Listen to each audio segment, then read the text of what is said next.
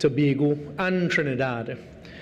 It's indeed a pleasure to be here in Tobago, my first visit since being sworn in as the Prime Minister, official visit that is, and to be able to report to the people of Tobago this afternoon.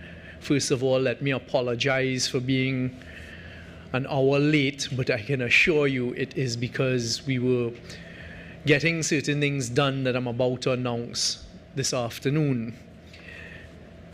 Tobago, as the young people say, has an aura about it.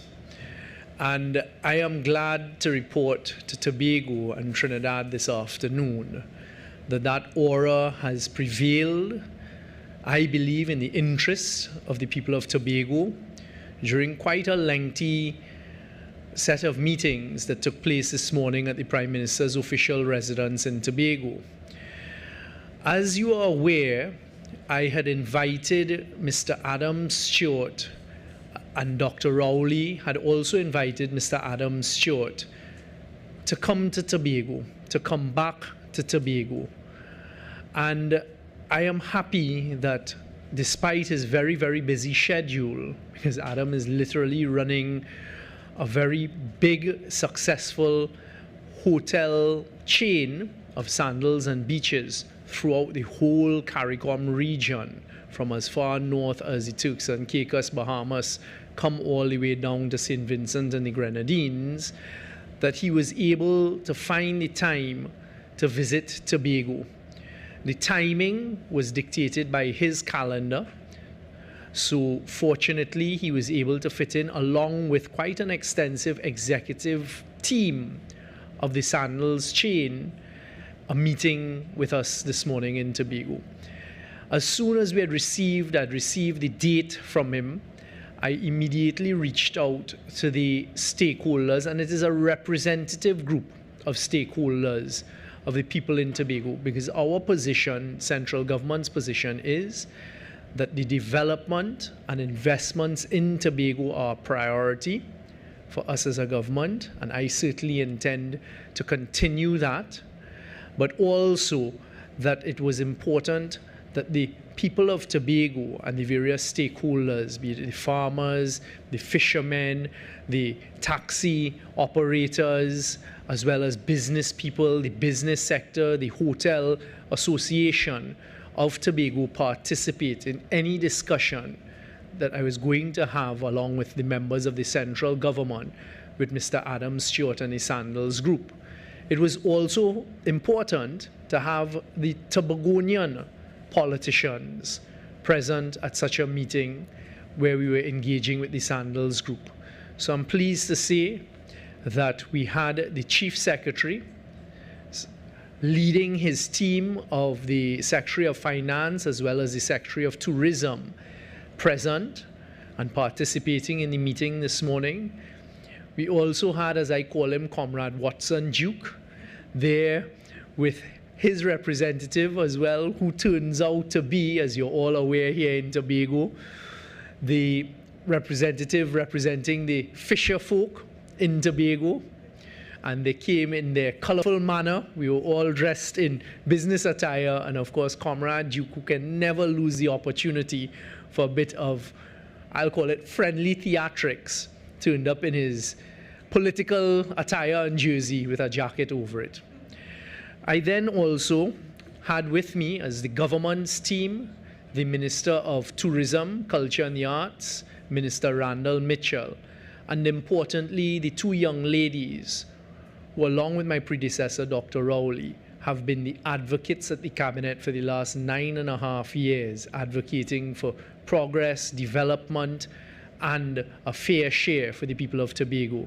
I had Minister Shamfa Kujo, the Minister of Sport, Culture, Sport and Community Development, and of course I had Minister Ayanna Webster Roy, who is a minister in the Office of the Prime Minister with responsibility for gender and child affairs as well as Tobago affairs. I also had with me the two Tobago senators, government senators, Senator Ansel Dennis as well as Senator Lawrence Hislop. On the Tobago House of Assembly side, we had the Minority Leader, Sir Kelvin Morris, as well as Councillor Petal Benoit present. We then had Mr. Dion Taylor, the Tobago District Agricultural Society. I was quite pleased that he made this a priority and was there today, as well as Mr. Roland Murray, the president of the Goldsboro Young Farmers Association. Mr. Curtis Williams, the president of the Tobago Division of the Trinidad and Tobago Chamber of Commerce. Mr. Alpha Lord, the president of the Tobago Hotel Association. Mr. Martin George, the president of the Tobago Business Chamber. Mr. Joseph Johnson, the president of the Tobago Taxi Cab Association. Ms. Diane Haddad, the past chairman of the Tobago Division of the Trinidad and Tobago Chamber of Commerce. Mr. Sean Robinson, the president of the Divers Association, the Dive Association of Tobago. Mr. Demi John Cruikshank, the former president of the Tobago Division of the Trinidad and Tobago Chamber of Commerce. Pastor Glenroy Frank, the leader of the People's Church of Tobago. Mr. Watson Duke, assemblyman of the THA, and Mr. Curtis Douglas as president of the All Tobago Fisher Folk Association, as well as Mr. Jeremy Nutt, sort of representing the private sector business community outside of formal associations, someone with a long history here in Tobago. We initially engaged under my chairmanship and that of the central government as a group without the Sandals executives in the meeting. And the purpose of that engagement was for me as the Prime Minister to have, quite frankly, an open conversation with the various stakeholders that I've just listed, and to tell them that it was central government's position, having looked closely at the Sandals brand, but not saying exclusively that the only hotel chain that should look at investing in Tobago is the Sandals brand, that we wanted to have a conversation with the Tobago stakeholders, because this is all about Tobago and investment in Tobago, and importantly, the development of Tobago. And then I wanted a conversation that was had asking whether we in central government, as well as all of these very important Tobagonian stakeholders, should not request of Mr. Adam Stuart and the Sandals Group that they consider looking at Tobago again and investing in Tobago and making Tobago a destination of the Sandals brand. One of the things I put immediately on the table is this is all about development and investment for the people of Tobago, because this type of investment and development is going to lead to employment for Tobago. It is going to lead to a number of increases in business in Tobago and all of the basket of positivity and productivity that comes with it. I also said this is a clean slate, because as you may have heard me say within the recent past, I cannot change the past. No one can change the past.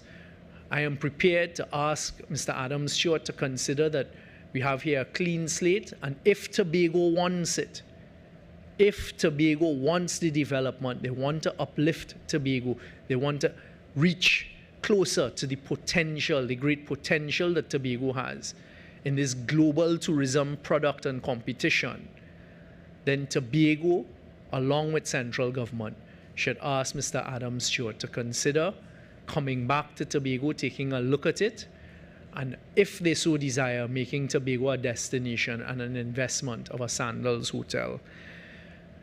It was an excellent conversation that dominated the room.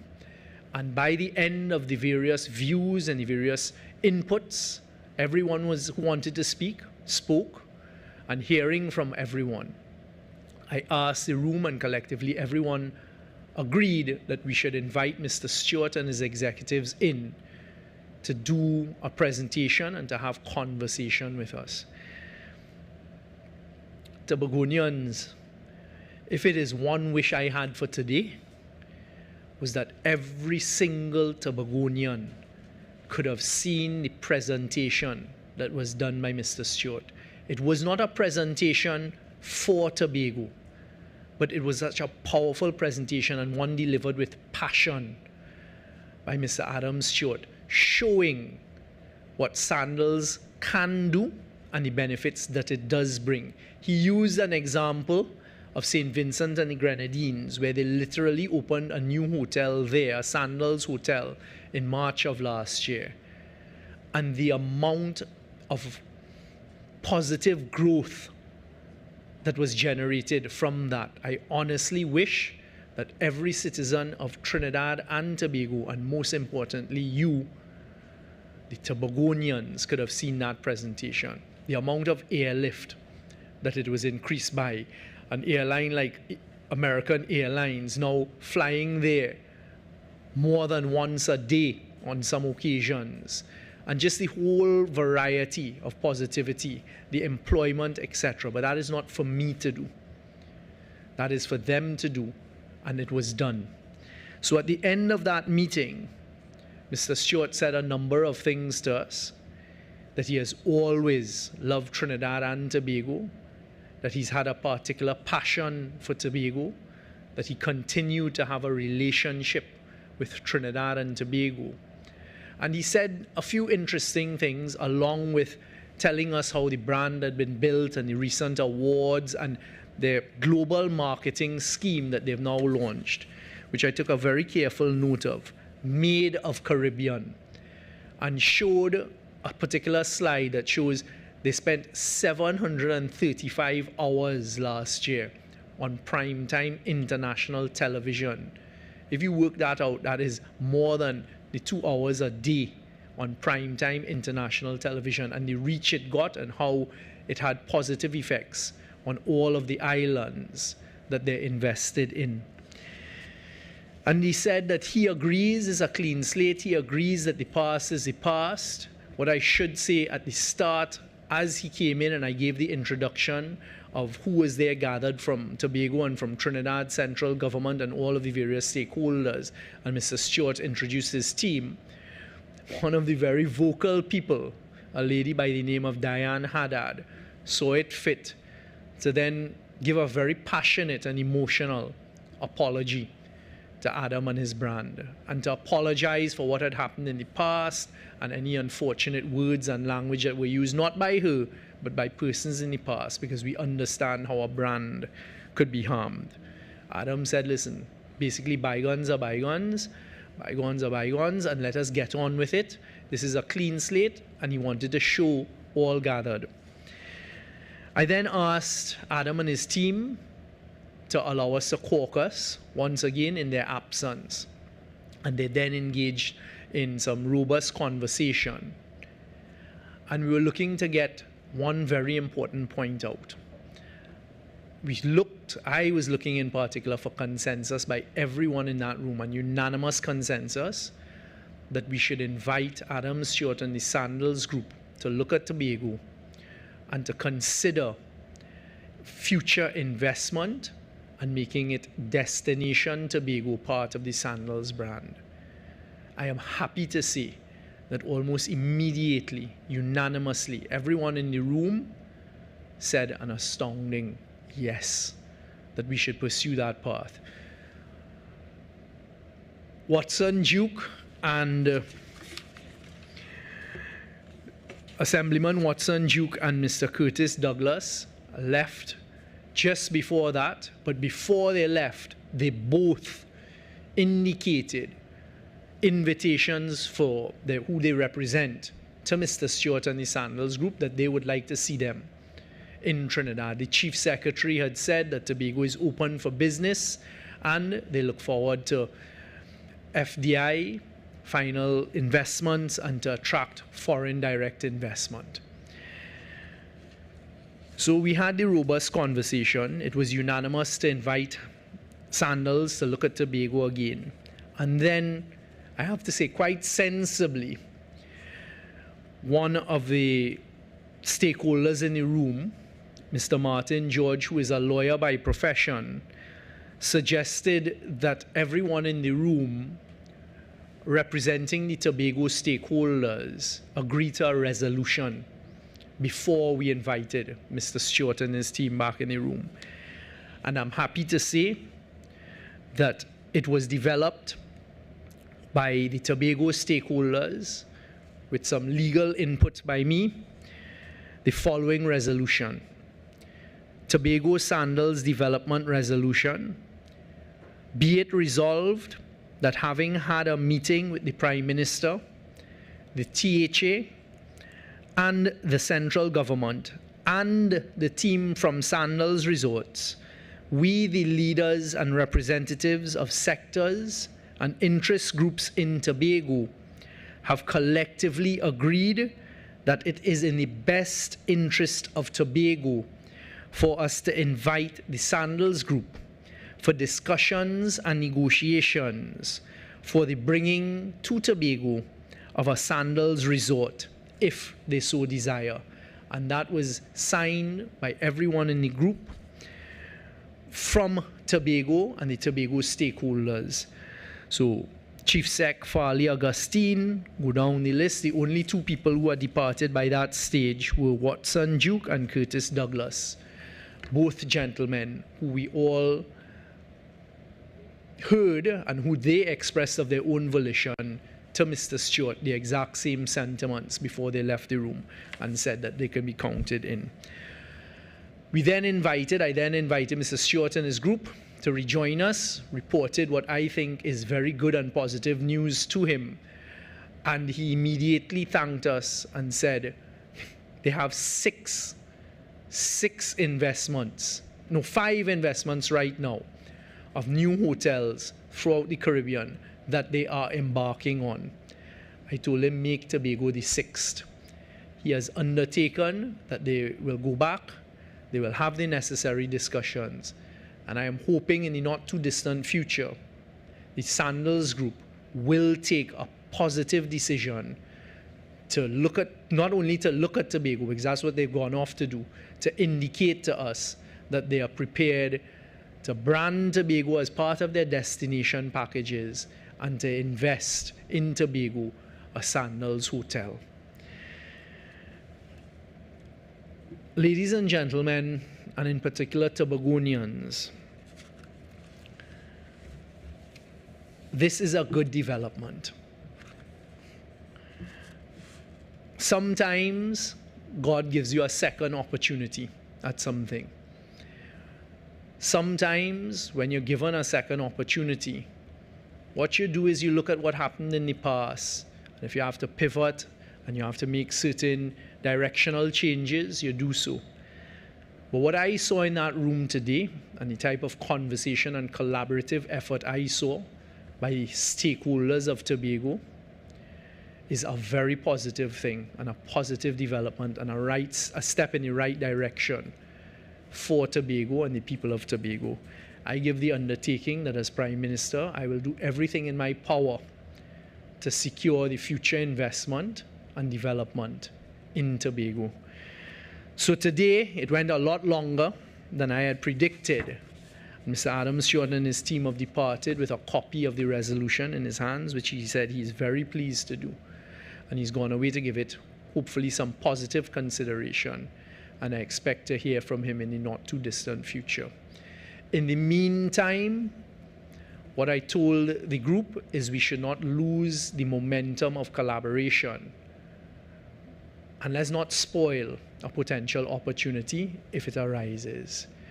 It was very cordial, very positive. I'll go beyond cordial types of energy in the room. And I'm really hoping and looking forward that in the not too distant future, Tobago will be the pride of the Sandals Group. I'm hoping, fingers crossed, and we will be able to have a Sandals hotel here in Tobago for the people of Tobago, inviting persons to come and spend their money in Tobago. So I thank you all very much for your attending here this afternoon, and I'm looking forward to the positive outcomes as we go forward. I'll take a few questions. Afternoon,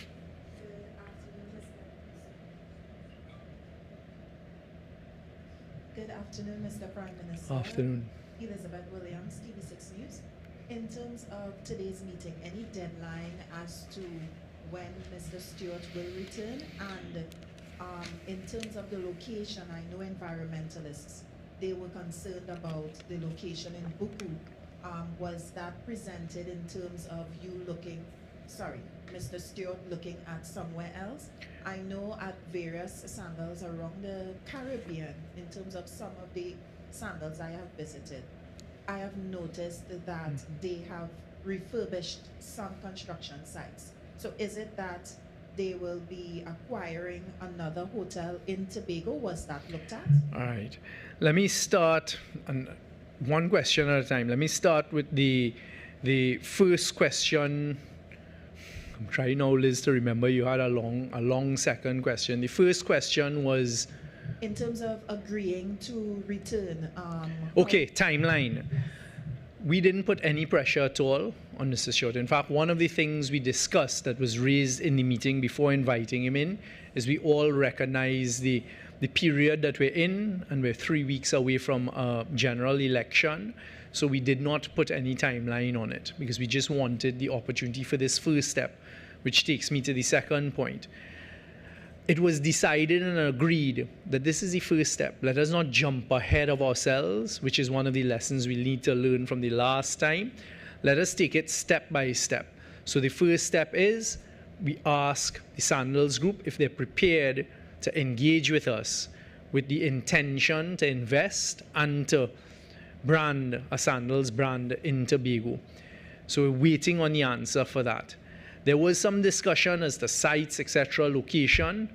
I said, hey, let us not jump ahead of ourselves. There was also the question raised about the environmental NGOs. And the answer to that was the environmental NGOs' participation at this stage is premature.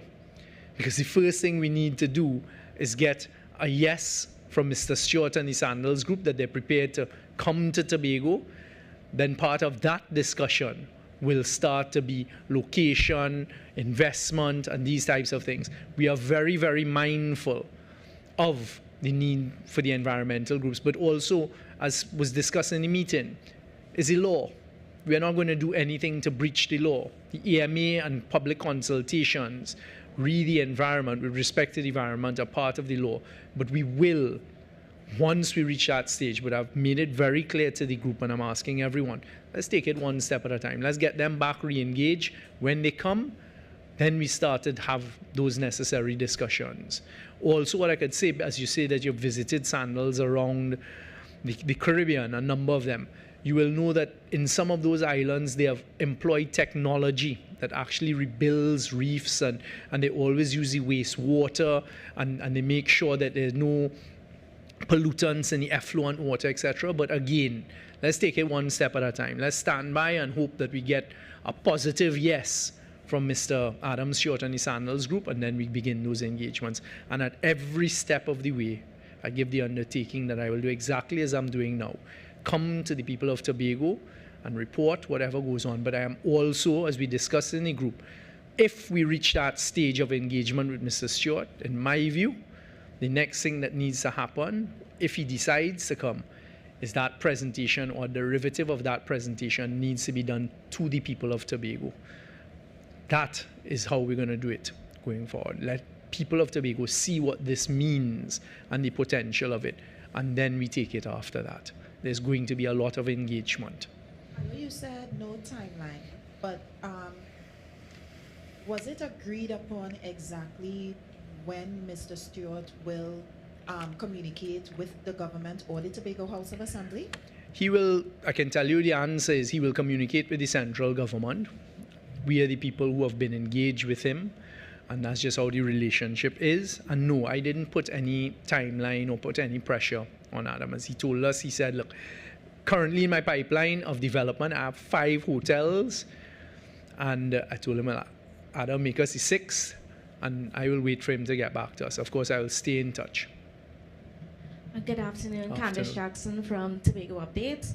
How does the presentation compare with the previous presentation where we had the presentation for sandals and beaches to be invested? The presentation now has even more factual support for a business case with sandals. And the best example we can turn to, because it's always best to look at reality, is what they've just done in St. Vincent and the Grenadines. We were also able to see it was not a presentation geared for Tobago. Huh? So we didn't get into, well, this is the potential site for Tobago, this is what we could do for Tobago. Because remember, it is us inviting him to come to Tobago, and I told him, Adam, you come and you tell us about sandals. It is literally a start from scratch, but with us knowing what sandals means. And that is what he presented. So it was good from the point of view, I hope, that people in the room saw the missed opportunities, the number of sandals hotels that were built in the period of time that ours would have been operational. And we were getting our beaches and the sandals. But again, let's see where it goes. So he presented facts. He said, so we saw, for example, after they decided not to pursue it in Tobago, a new one was done in Curacao, the one in St. Vincent and the Grenadines, another one in St. Lucia, another one in Jamaica. We're seeing the plans of what those 5 hotels, he showed us 2 of them, and how expansive that these new investments are elsewhere. He did also say to us that it's a clean slate. He is prepared from an investment point of view to indicate to all of us who are gathered there today that their usual model is one where he is prepared to invest in the plant, as we call it, the hotel itself. And just for clarification, would that mean that he would want to construct, as opposed to the previous plan where the government was going to construct the plant and then so I want to get, as I say, take it one step at a time, but I found it interesting that he is the one that offered that. But I'll tell you something, from a central government point of view, it would be a great investment, but I don't want to get ahead of myself. Miranda's in the Express newspaper. On the last occasion when sandals withdrew, bad press was blamed for that situation. What is the strategy going forward should this happen again? Well, first of all, there's no way, Anna, that I am going to say there's going to be bad press. I mean, bad press, you are the media, you are the ones writing the story, you are the ones responsible for the input into what goes into the press. Immediately as I left that meeting, I came here to engage with you, the media, and through you to the people of Tobago and the people of Trinidad. So I would hope that just a few persons who may have different opinions don't spoil anything that would be best for Tobago in terms of development, that would be best for Tobago in terms of investment. But again, we're not there. And I'm not going to speak speculatively about bad press in the future. I am hoping the way we engage, if he takes the decision to re-engage, that it will be very, very positive. You mentioned a couple times that this is a clean slate. Does that mean that going forward, there will be a fresh round of consultations with stakeholders across the board? You know, I saw Mr. Raymond in his newspaper column today, Afro Raymond. He mentioned that if the project is to be revisited, that there should be consultation on it. So do you agree? You know, they have some people who know that there's certain things that have to happen. So if I come here and I say, well, you know, tomorrow when the sun rises, we will all wake up and brush our teeth after we say our prayers. And then when we all wake up tomorrow morning, when the sun rises and we brush our teeth and say our prayers, you see, I told you so. As I said, we are going to operate within the law. We're going to operate on a consultation basis. So it is obvious that that is going to be part of the process. And I am not going to listen to the people who are trying to upset something that doesn't even exist as yet. We have a general election just about 3 weeks again. So has Mr. Stuart given the assurance that he will return to Tobago should you remain as Prime Minister, or if things change, has he given that guarantee that he will return no matter what? On the 29th of April, I look forward to welcoming Mr. Stuart and the Sandals Group, should they take the decision to be back here in Tobago. As I just responded to Elizabeth, I am not putting, and we did not put any pressure on Mr. Stuart as the timeline. This really was for us to pitch to him, and I'm happy it was unanimous view of the room. Please take another look at Tobago.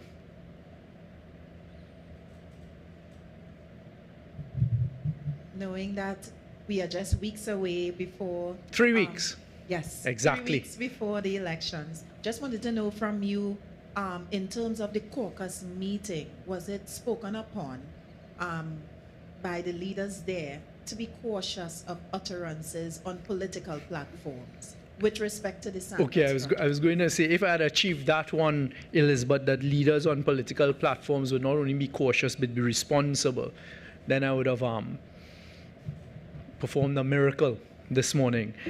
The answer is yes, we did have some discussion. By then, Mr. Duke had left.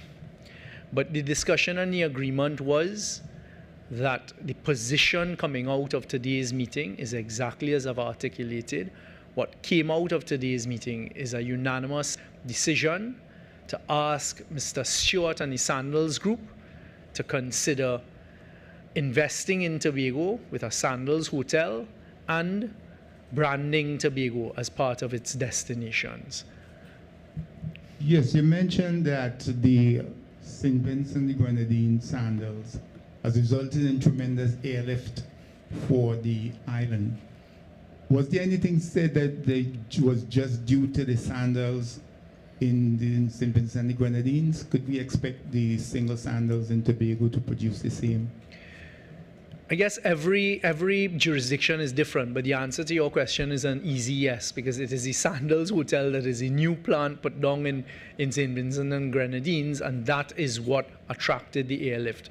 Mr. Stuart told us that he had gone to the headquarters of American Airlines with that specific destination in mind, asking them to take a look at it. They initially put on a couple flights, and very, very quickly, within a matter of months, that expanded. That was immediately followed by Virgin flying there more as well, and JetBlue as well. And he said that Air Canada is now looking to put on. And one of the interesting facts that he put forward to us that he's seen in other destinations and arrangements, because when he engages the airlines, that if 50% of the plane coming to whatever the destination is filled with Sandals guests, the rest of the plane eventually follows up. And what it does, those guests now are coming to the other hotels, etc. on the island. But yes, I think it is empirical fact that that airlift increase was as a result of the Sandals. You spoke a lot about the Sandals brand and the type of hotels and resorts they bring. Are there other models being considered for tourism development? That was part of the initial discussion with the Chief Secretary and the THA. The answer is that Tobago is open for business. Tobago welcomes investment. That is the position of the central government as well as the THA. This meeting today was to engage the Sandals Group. I am a person who likes to stick to what is the task in front, so we focused on Sandals. But I did say, as I said here a short while ago, this is not exclusive to Sandals, meaning if there's other investment and people want to build quality hotels in Tobago, then let's have the discussion. But today was engaging Sandals. Take a couple more questions. Just pass the mic. In the 2017 agreement with Sandals, the central government had agreed to provide us the lands and the funding to build the plant. So this time around, on a clean slate, does that offer still stand, or has it been revisited? A clean slate is a clean slate. As I've said numerous times during the course of today's interaction with you, let us take it step by step. Let Adam, Stuart, and the Sandals Group say they will look at Tobago, they're interested in investing and making destination Tobago, and we take it from there. That was the extent of the conversation today, step by step. You mentioned that they have 5 other projects throughout the Caribbean. Are they funding these projects themselves, or are governments? I cannot speak to the specifics of what is going on with those investments, who is funding it, where it is coming from. I did tell you that he made an interesting comment to us that the normal model is that they are the ones who will participate in the investment. All right, I think, again, there's nothing more that I could say on that. Let us now wait and hope that the Sandals Group agrees to come and re-engage us here in Tobago. Can I ask a question that is not related to Sandals? Please. I saw that criminal charges against David Lee has been discharged. What is your, what are your thoughts on that? I think 3 years ago the opposition leader had said this was a political witch hunt. What are your thoughts? Well, I have not been on my phone nor engaged with it, so I'll have to get the information surrounding that, assuming it is true, and I don't expect you to mislead me. The government, the central government, the government that I lead, we have no interaction with criminal charges. We are not the persons who bring criminal charges. There's an office of the Director of Public Prosecutions that is a constitutionally independent office. I think that needs to be directed at the DPP. It certainly wasn't anyone in the government or the PNM government that charged Mr. Lee, so I assume whoever charged him had evidence that they thought would support a charge. From my experience in the courts, it is for a court to determine, assuming it was determined by a court, what happens with what is brought before it. Okay?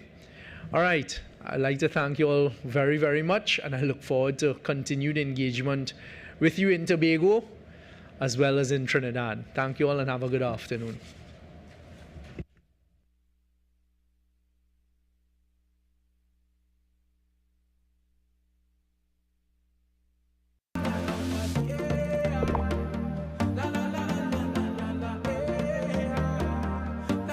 This is TTT. Live for local.